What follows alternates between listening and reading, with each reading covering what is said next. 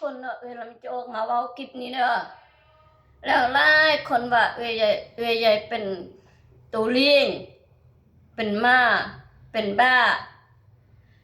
ลำไยอยู่จีนก็บ่คือกับลาวเนาะลำไยอยู่จีนเป็นคนดีเนาะ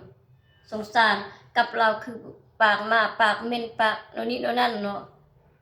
ลำไยก็ขอบใจเด้อผู้เว้ากับลำไยผู้คอมเมนต์เว้าแบบนี้เด้อ